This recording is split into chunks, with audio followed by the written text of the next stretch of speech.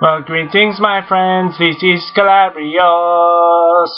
Now, Ola Afolabi will challenge Marco Huck for a third time on Saturday, June 8th, with the WBO World Cruiserweight belt up for grabs. Now, the first two fights saw bouts that were very difficult to score. The second so close that it was in fact a majority draw. Not only was it close, it was a contender for the fight of the year in 2012. Now, last week, Ola and K2 Promotions Managing Director Tom Loeffler took some time to talk about the upcoming fight. It's not often that a fighter prepares for a bout having already spent 72 minutes in the ring with that particular opponent. Now, to know your opponent so well counteracts the fact that he knows your style so well. It's interesting how a fighter approaches a trilogy-making fight. And, quote, it's easier mentally because we've done it, like you say, 2,000 times before, and put on a good show. I feel like he's always come to each fight at his peak with everything he's got. It's just the tip of the iceberg when it comes to what I have to bring, and I'm bringing everything this time. Now, at the end of the second fight on May 5th of last year, we'd witnessed a magnificent 12 rounds that saw both fighters stunned, but neither on the mat. It was clear to everyone that it was a close fight. Immediately after the final bell, what was Ola thinking? Well, my immediate thoughts were, that it was close. I'm gonna get robbed. And I knew it was close. I just thought they were gonna rob me right away, even without hearing anything from anybody. If a fight's this close in Germany, you're not going to get the decision.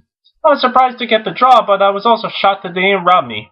Everything happens for a reason. We're here trying to get down. We're gonna, end this beef, that we have.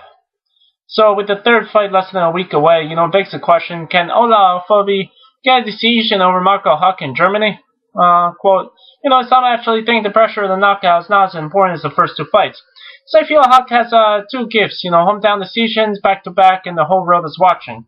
One point it was just a fight going down in Germany and they could do whatever they want to, but now, I don't want to do it my own horn because, because it's like a road ride fight people are talking about, mainly because the first two fights were good, and Huck got so many gifts and everyone is complaining.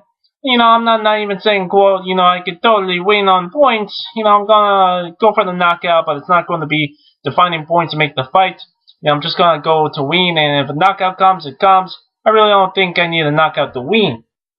One of the more surprising aspects in the run-up of this fight came in the form of Don King winning the first bids for the fight, despite the fact that he doesn't promote either fighter. Now, according to K2's Tom Loeffler, it was an inconvenience that didn't really surprise him.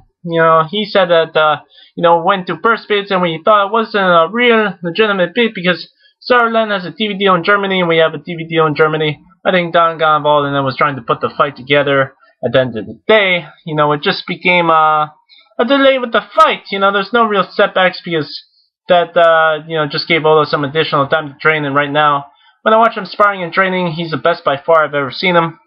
Ola continued where Tom left off, He was a surprise that he came into first bids because I didn't know he had anything to do with either fighter.